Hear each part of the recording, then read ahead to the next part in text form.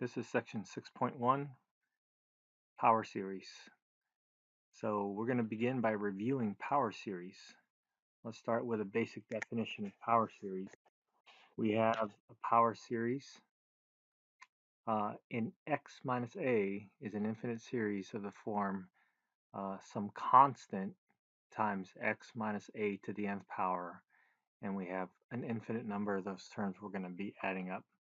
So this is essentially a polynomial.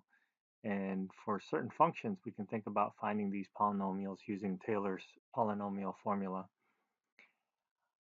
But in most cases, we're going to find relationships for these constants c sub n where we might not be able to find a good closed form function. So let's take a look at some old definitions. The formal definition of a series converging is that if the nth partial sum converges, and if it doesn't converge, then it's divergent. So we saw in Calc 2 that there's other ways to find convergence, and we'll take a look at one down here below using a particular test. So the next definition is the interval of convergence. The interval of convergence is a set of real numbers for which the series converges, and the center of convergence is in the middle of that. So we can imagine our interval x, and then we have a value of a in the middle, and then the interval of convergence would be some interval that's surrounded by a, and then we have an equidistant going to the left and to the right of a. In fact, that equidistance over here is called the radius of convergence. So this would be your radius r, radius of convergence of power series. If r is bigger than 0, then the power series converges between x minus a is less than r. So you can imagine a distance of r between a minus r and a plus r. So if we take a look at this inequality where x is between a minus r and a plus r, we see that if we what should we do? We should subtract a from all sides. We have minus r less than x minus a less than positive r, and this is equivalent to this relationship that they have here. The absolute value of x minus a is less than r, and it's going to end up diverging for everywhere else outside of that interval. So the radius of convergence is that number, or the length, or the distance from the center point to the edge of where this is going to converge or diverge.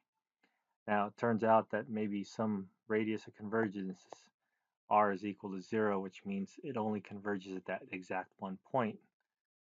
Or it might converge for all real numbers, in which case r is infinity. As they will discuss in the ratio test, we can find those radius of convergence. We can find where the values converge and diverge, but exactly at these endpoints is going to be tricky, so we may not know what happens at the endpoints. Converges absolutely. Power series converges absolutely within this interval, and again, the endpoints are not counted, and that just means if you take the absolute value, it's going to converge.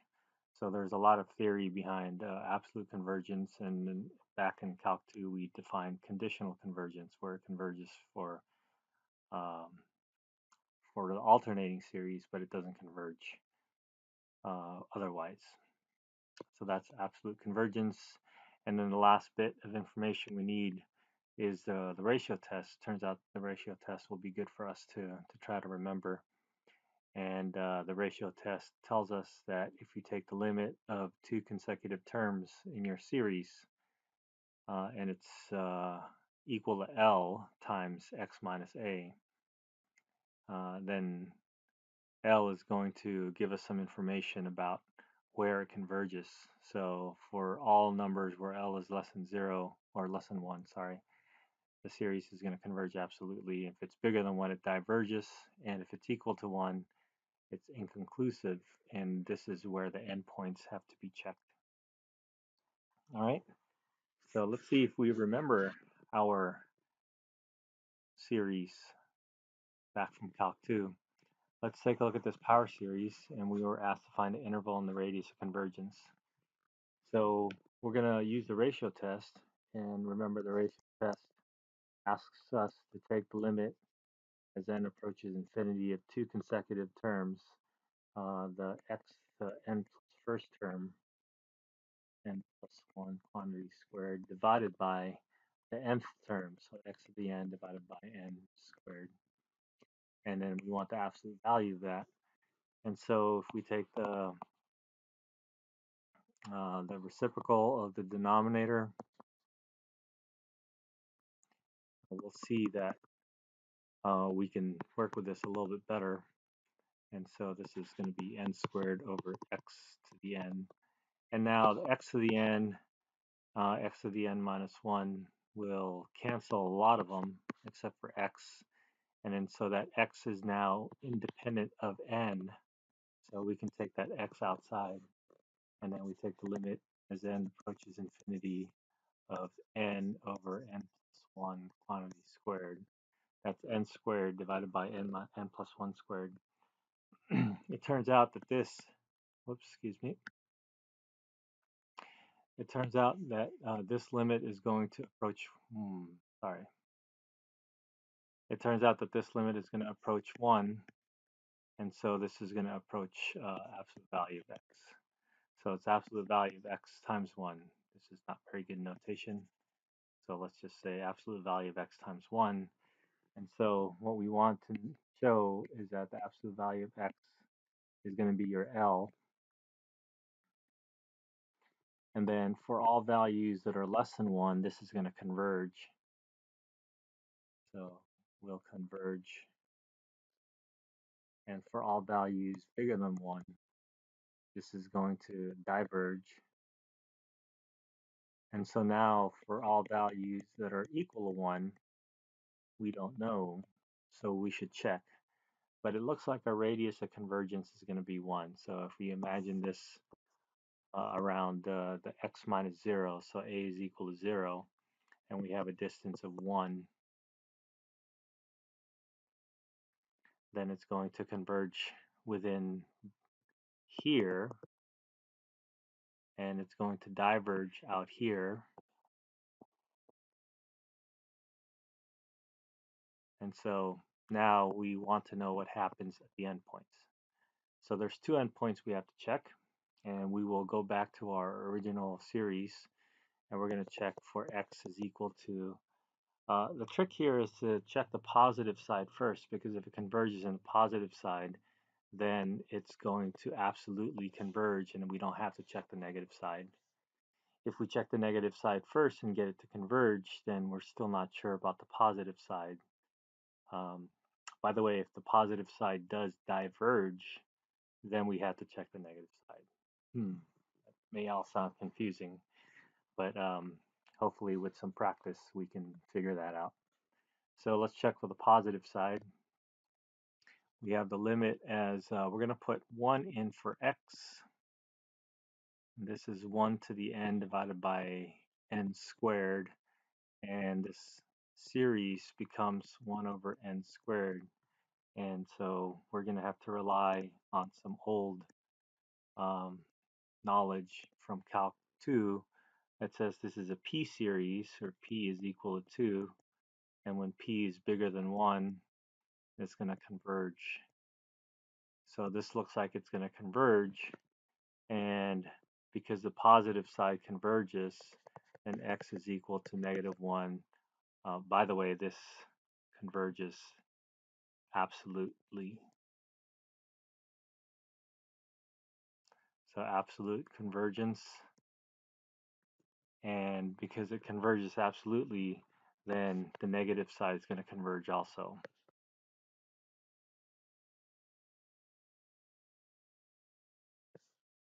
So we have convergence for both the endpoints, and so in our number line we can actually shade that in. And then so the interval, so the radius of convergence, just to summarize, is going to be 1, and then the interval of convergence is going to be between -1 and 1 inclusive, because we check the endpoints for convergence. Okay, so the series absolutely converges within this interval and also at the endpoints and diverges everywhere else. All right, let's do another quick example, and just to get us practicing with the ratio test. Here's another example.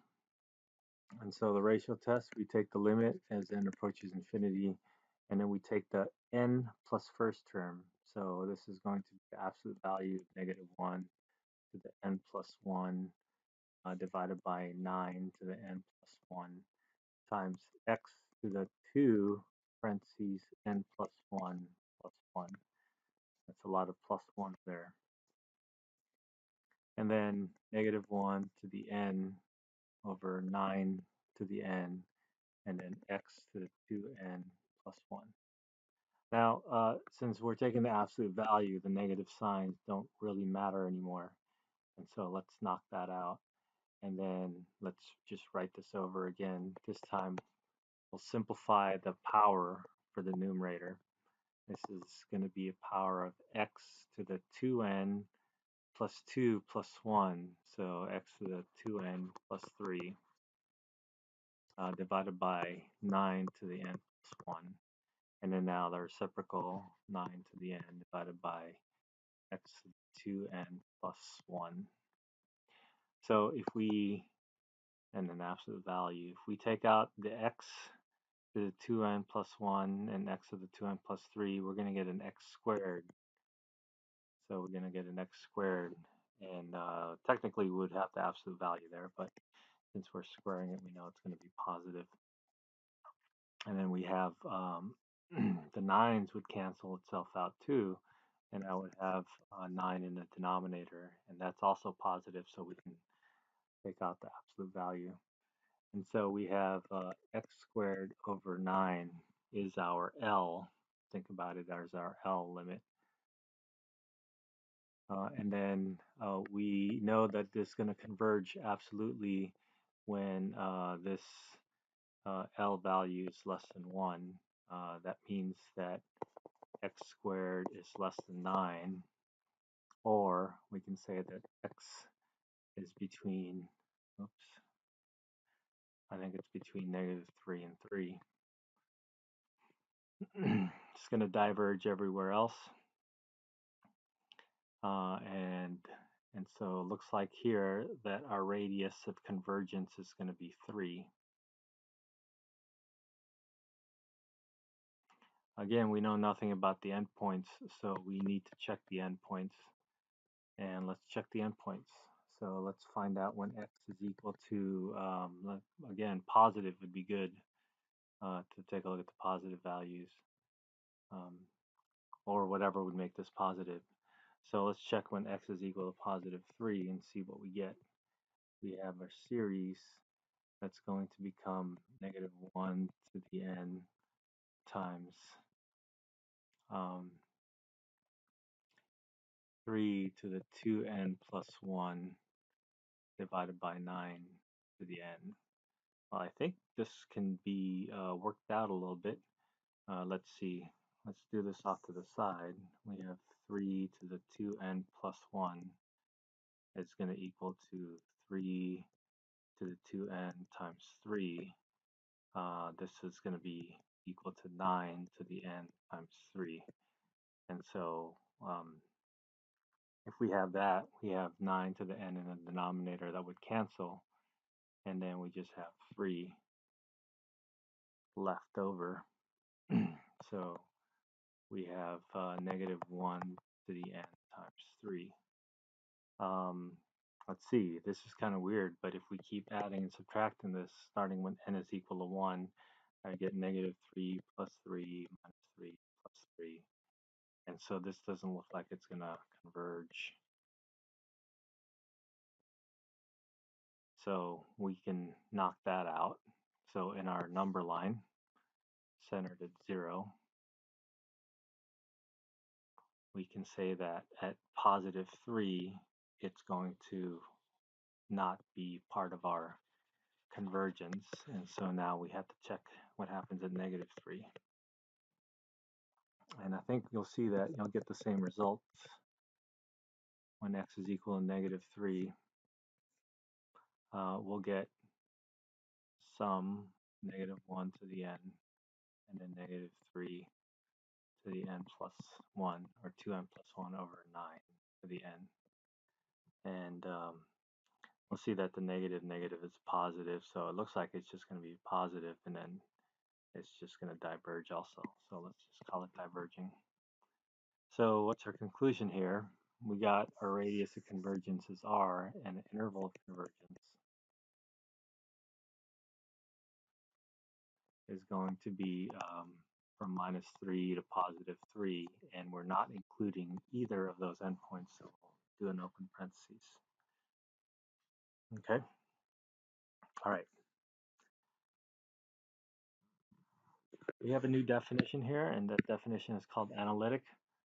A function is analytic at a point A if it can be represented by a power series x minus a with a positive or an infinite radius of convergence. And so if your radius of convergence is 0, then that's not analytic. And usually it's where the bad points happen, and we can usually find that from the beginning. In calculus, the word analytic means you can take the derivative as many times as you want, and then the derivative will always exist. And so there's very special cases where only some of the derivative exist. But most likely the derivative won't exist from the beginning, and that's probably meaning it's not continuous there or whatever. But there are going to be some important series that we'll have to know, and it's based on the center point at 0. And whenever that happens, we call it a Maclaurin series.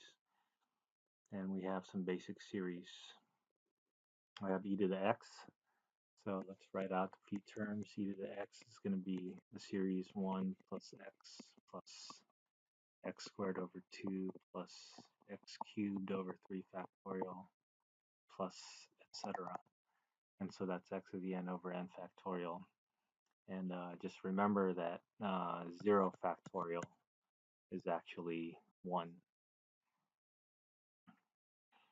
And that'll take care of that first term when you have 0 factorial. Okay, the sine and cosine, we can use Taylor's polynomial and Taylor series to come up with that. And there's this one's called the geometric series.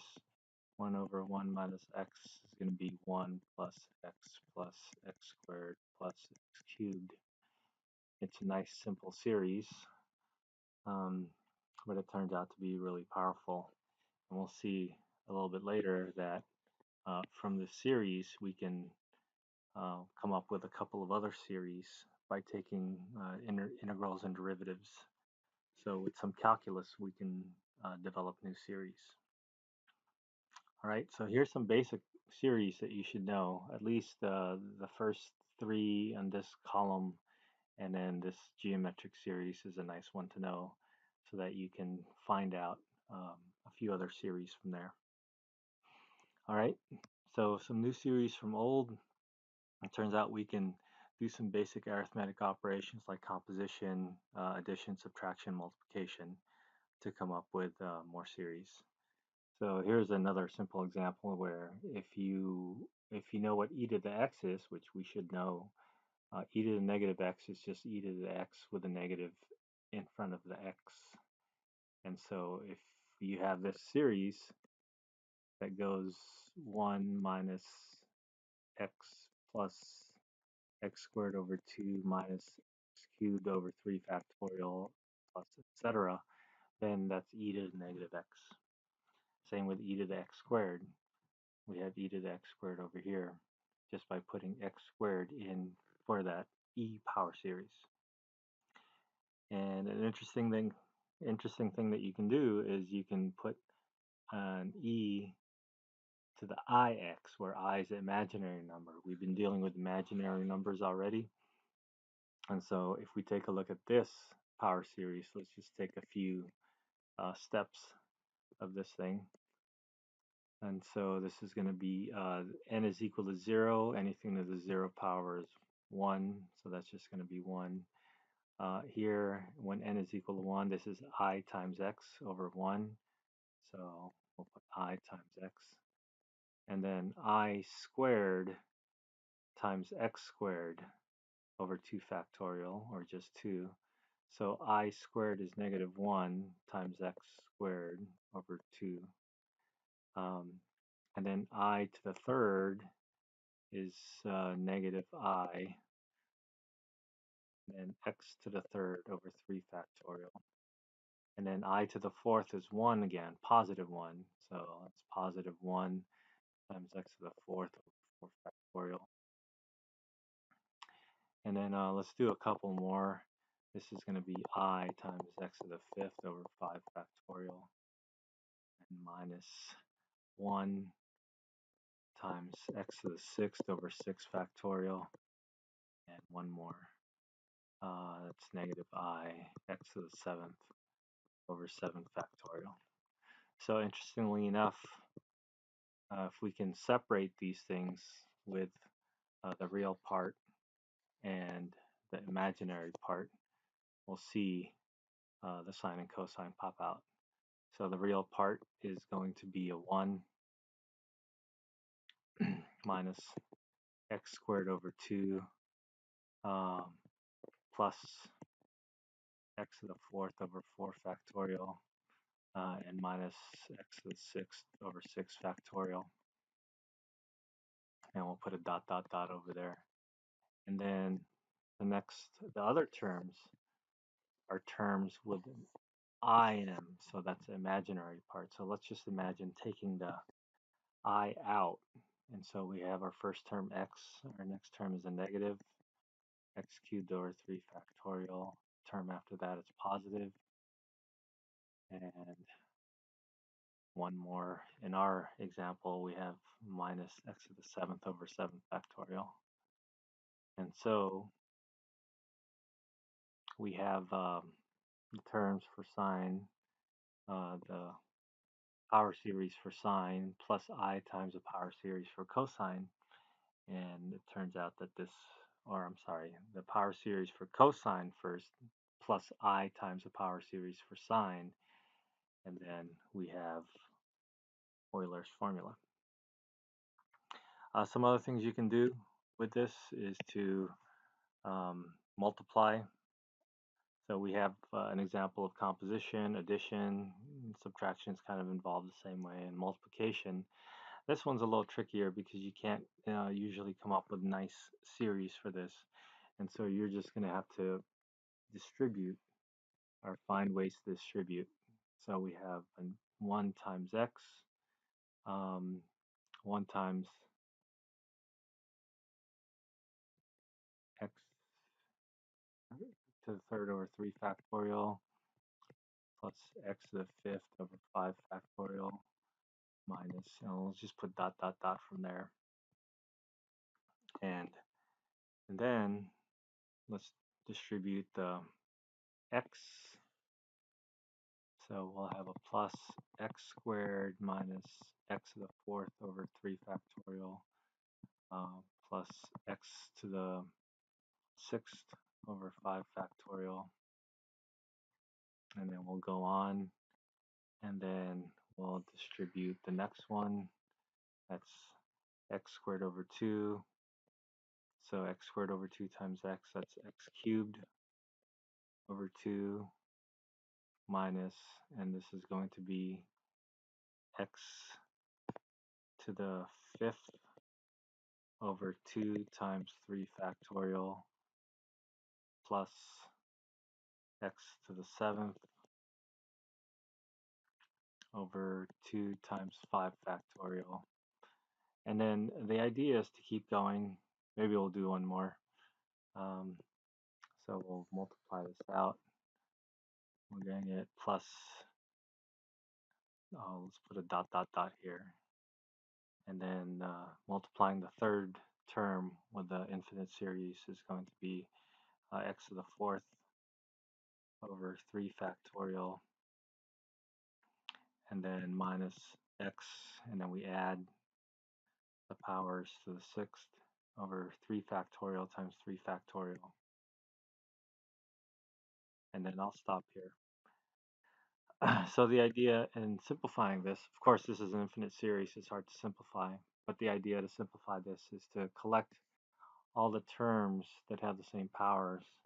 And so I have an x here. Now I want to scan for x squared. I only have one x squared term here. And then now let's scan for x to the third.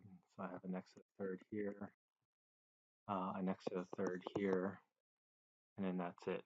So I have a minus 1 over 3 factorial. 3 factorial is 6, plus 2, 1/2. And so common denominators, 3, 3. So that's 6. I have minus 1 plus 3 is 2. So that's 2/6 or 1/3. So I have positive 1/3 x cubed. And then if I continue on, and the next term in my power series would be x to the 4th. And then I have a negative 1 over 3 factorial, positive 1 over 3 factorial. So that just turns out to be 0. You don't have to put this here, but it'd just be good to keep track of these things.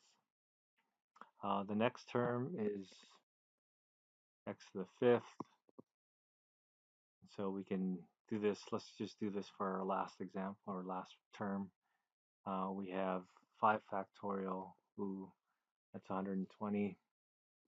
So it's 1 over 120. Positive, and then minus 3 factorial is 6 times 2 is 12.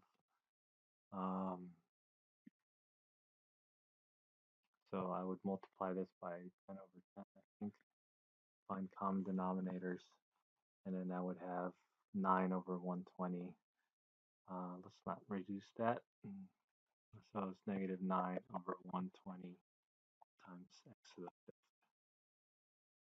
And so here's the first 5 non-zero terms, or up to the 5th degree polynomial. And then if you're going to do a 5th degree polynomial, make sure you multiply enough terms out to catch all the 5th degrees. And then everything else in here are all higher order terms. And so I know there's not going to be any terms here that are to the 1st, 2nd, 3rd, 4th, or 5th powers. And so that's how you would multiply it out. It's a little messy, but that's the way to get some information about it. Okay. The next thing I want to do is to take a look at trying to find new series from old power series. So here are the examples that we saw where we were looking at the geometric series, and then we had the ln and the arctan. Let's take a look at the ln of 1 plus x and see how to get that from our original problem, our geometric series. And so if we imagine we have 1 over 1 minus x being equal to 1 plus x squared plus x cubed plus x to the 4th. And let's do one more. And let's put dot, dot, dot for the rest. Then we're going to, this has a plus, so let's change this into a plus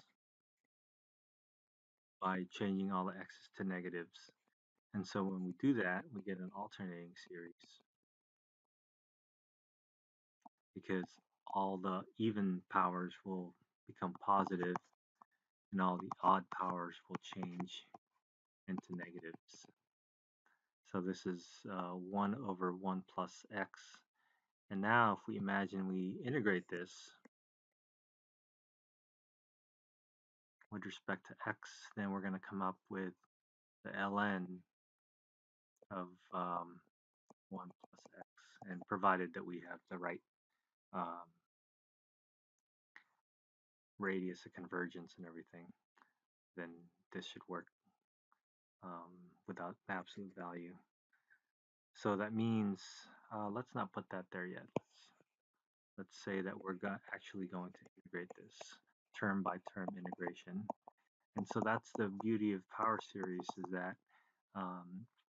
for calculus, we have the operations of derivatives and integrals as being linear operations, which means we can integrate or take the derivative term by term, and then that will make our integrals and derivatives look a lot easier.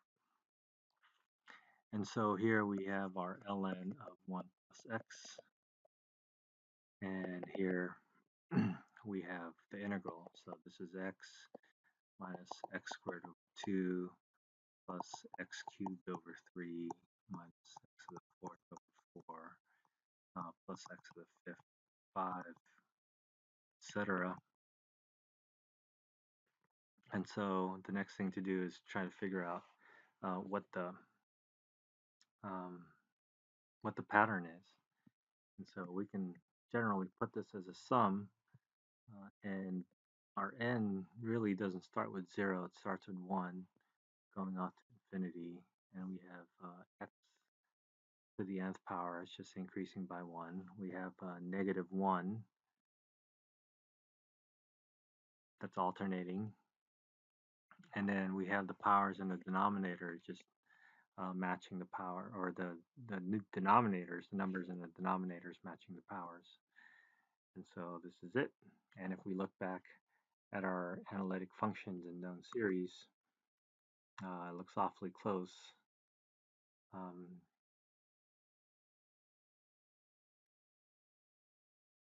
Well, when n is equal to 0,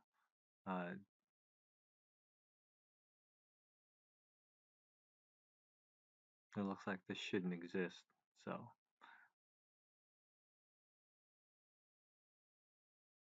well, you can figure out the relationship between those.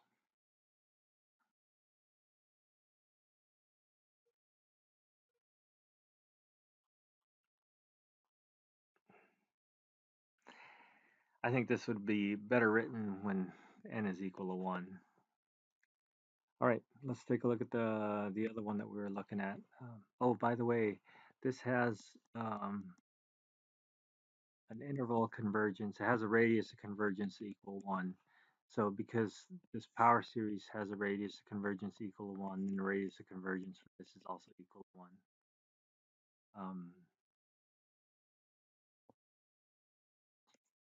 But we still don't know what would happen at the endpoints. And so just quickly, when x is equal to 1, this is an alternating series.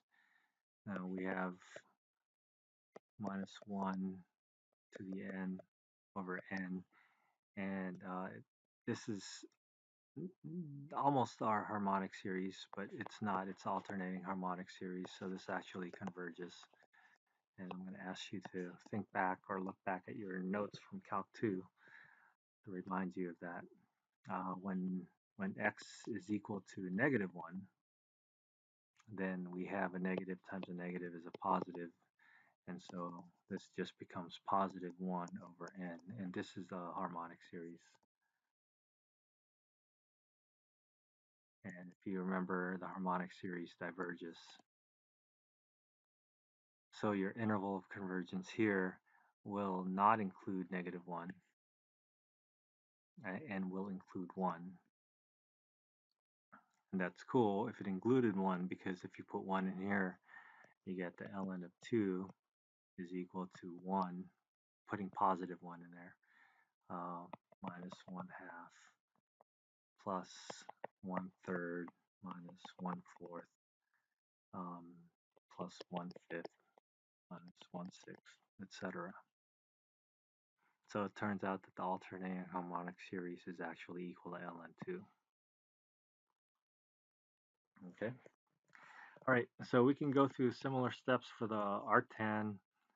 Think about starting with 1 over 1 minus x, and then replacing the 1 minus x with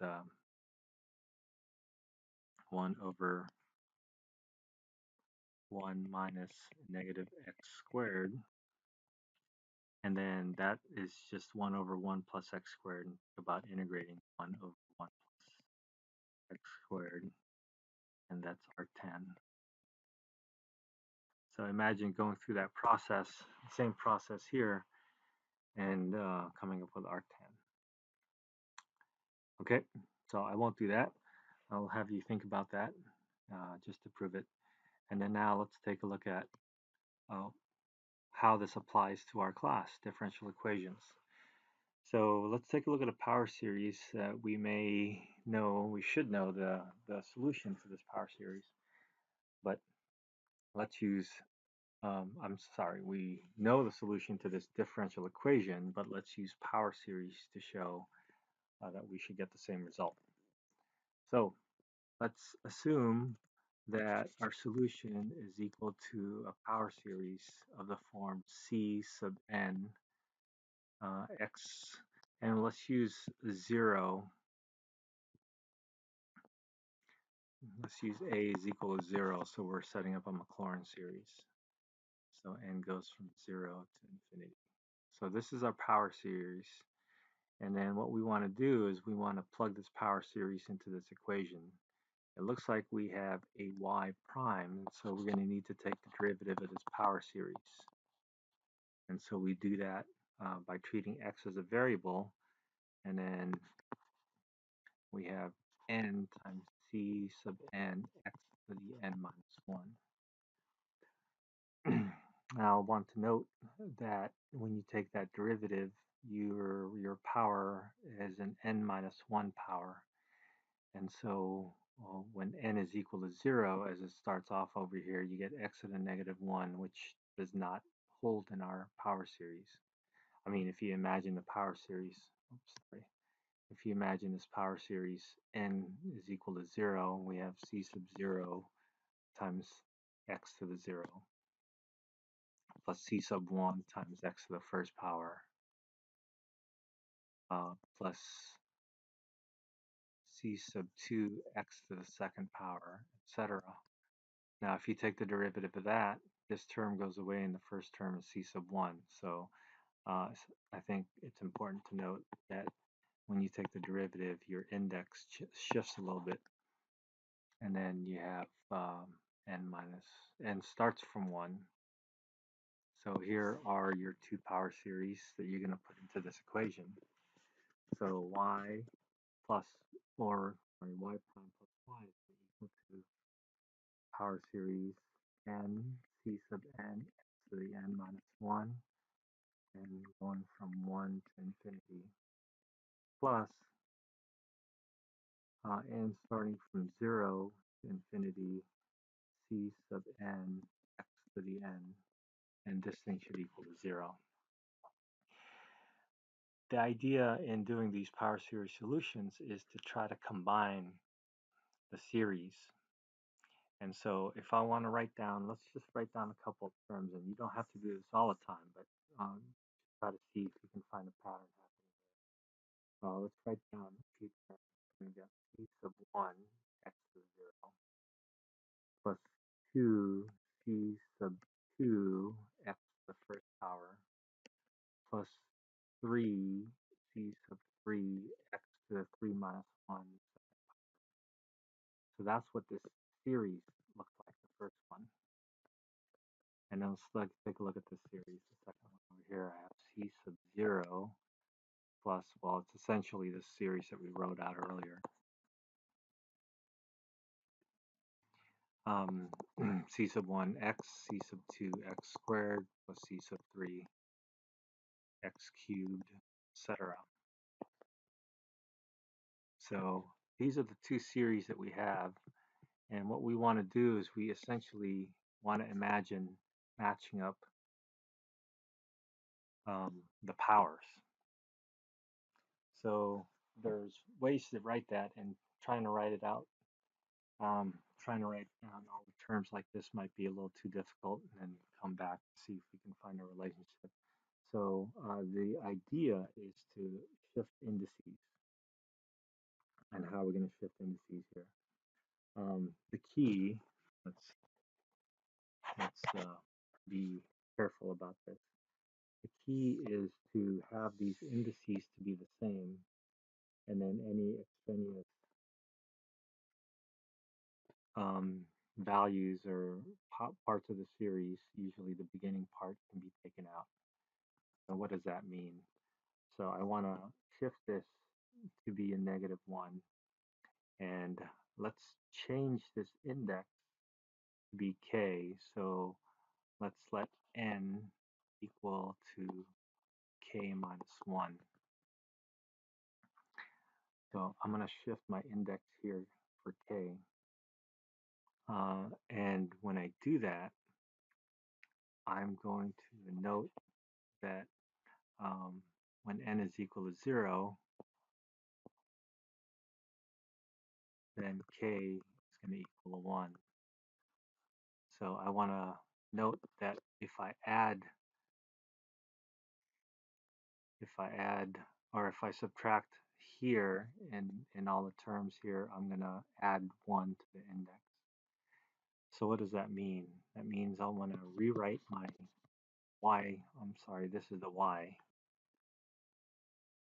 prime. So I'm going to rewrite the y series, the series that goes from 1 to infinity, and then I have the power changed to k minus 1, and then so anything that changes from n k minus 1 will need to change from n to k minus 1, so that I have a new series in k. So I'm going to write down the second series as k starting from 1 to infinity, c sub k minus 1, x sub k minus 1. Now, the first one didn't really change much, so I'm going to keep this the same. So I'm going to keep this the same. And then since I'm using k here, maybe I'll just use k, c sub k, so that k minus 1, k goes from 1 to infinity. So I didn't change my n, but I'm going to change it to k so that um, I'll have the series in k that I can combine easier. All right. So let's see. Now that they have the same powers, and they actually have the same index, which is good. Sometimes your index will be different. But now that they have the same index, I can combine them.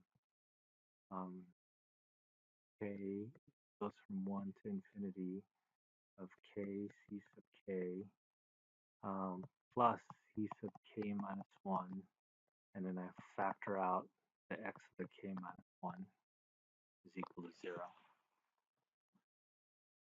So this is the relationship that I want. I want to come up with this relationship for k equals 1 to infinity. Okay? So this is where we want to get our information.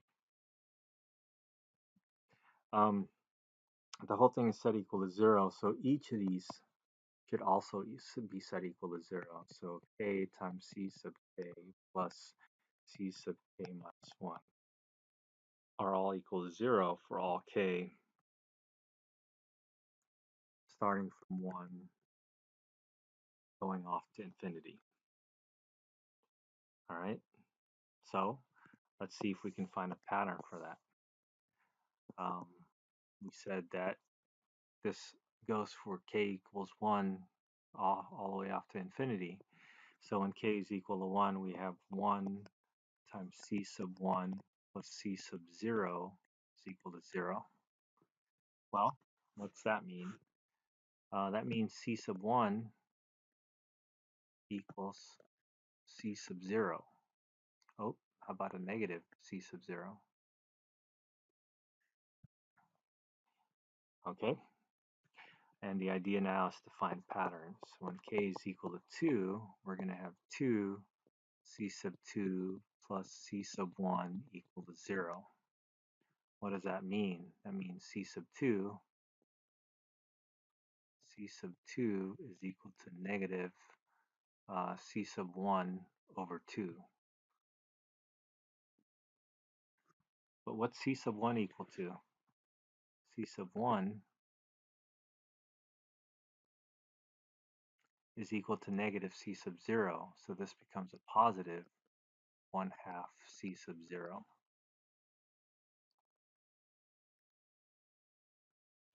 And now let's take a look at k equals 3.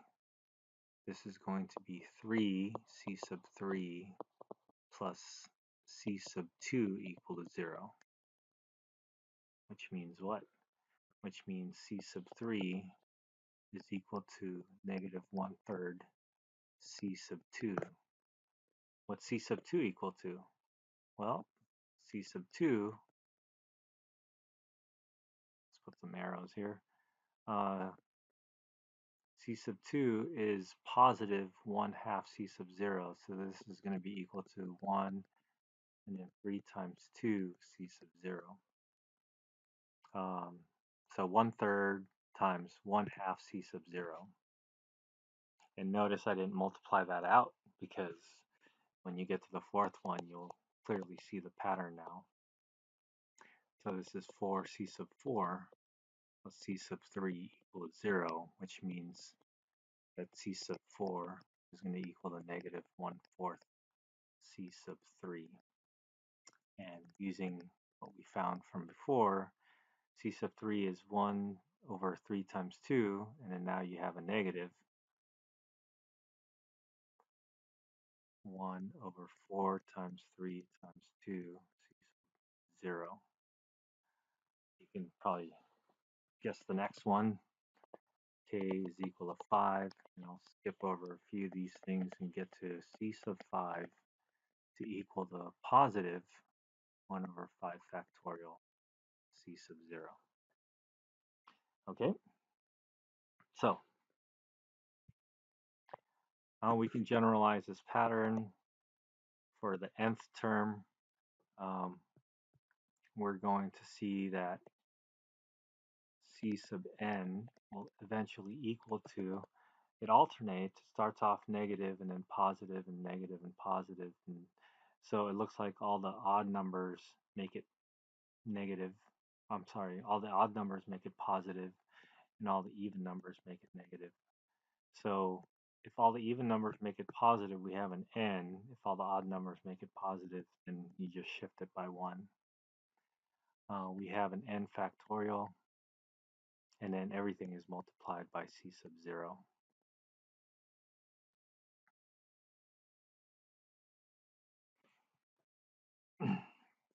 Okay, so what's our power series look like?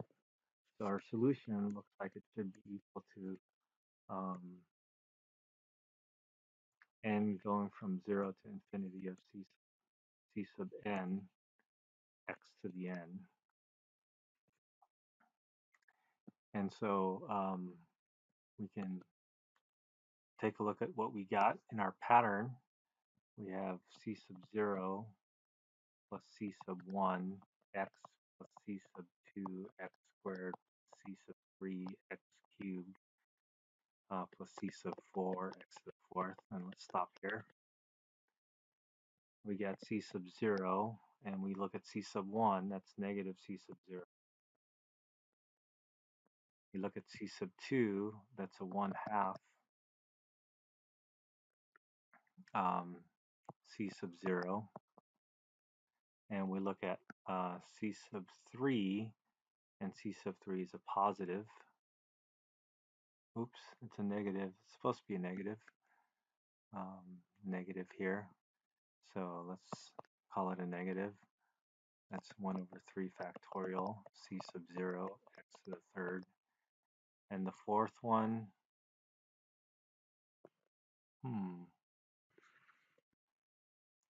yeah, the fourth one is, all right, negative, positive, negative, positive, negative, negative, positive, negative, positive, negative. So this should be negative. Ooh, yeah, so maybe this was incorrect. It looks like the odd ones are negative, the even ones are positive. Sorry about that. So we had negative, positive, negative, positive. So to the fourth power, we got 1 over 4 factorial c sub 0 x to the fourth minus 1 over 5 factorial c sub 0 x to the fifth. So we see a c sub 0 all over here. Now we can imagine factoring out c sub 0, 1 minus x plus 1 half squared minus x cubed over 3 factorial plus x to the fourth over 4 factorial minus x to the fifth over 5 factorial. So in some cases, this would be how you would leave your answer. And that's what most of the cases are going to be for our power series solutions. But in this particular case, it turns out that this should be a power series that you should know.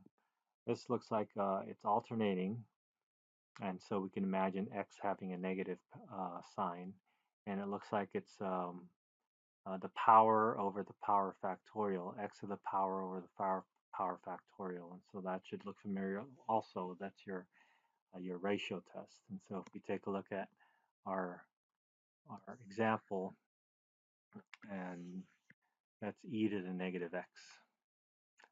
So let's say that we actually found this to be c sub 0. We can write our power series from 0 to infinity of 1, or I'm sorry, x negative x to the n over n factorial. And this is c sub 0 e to the negative x. Okay? Now, if you go back to our original differential equation, we should know that we can think about this as a separable differential equation um, where you have dy dx equal to negative y, and then that has a solution of e to the negative x, and so that's what we found. All right. So most of the power series solutions that we're going to get won't have a nice closed form like we found for this one, but we'll see the process. So how did it go again? First, we assume that we have a power series for our solution, and then we take derivatives, as many as we need. In this case, we only needed one. Then we put that into the original differential equation. And so this is probably the trickiest part, is to match the indices and match the powers of x. So if we can match the powers of x, then that would be our first priority. And if our indices are different, then we would just take that out. We'll see some more examples of that next time. Once we are able to combine the power series into one series, then we would set it equal to whatever is appropriate, as it says on the right hand side. So the homogeneous differential equations are usually easy because they're all set equal to 0. But when you have a non-homogeneous here, then you have to make sure that you find an equivalent power series for the right hand side. Again, we'll take a look at that next time. Once you have a recurring equation, you're going to find a pattern for the c sub i's. So c sub 0 will usually end up being your arbitrary constant for your differential equation, and if you have a second order differential equation, then there's going to be two arbitrary constants. It may be C0 and C1, or it might be something else, so you have to be careful about that as well. And you find a pattern for the C sub i's, and once you do that, you put that back into the power series. And then once you put it back in the power series, if it's a function you can identify, then you can say what that function is. But it's usually not, and if it's not, then you would just write out in the first few terms. If you can find a pattern so you can write it in general terms, then by all means, that's what you should do, and then that would be our solution. Okay, so this is the gist of 6.1, and this example is actually would belong in 6.2, but it's good to get ahead and take a look at this whole business about using power series to solve differential equations. All right, good luck.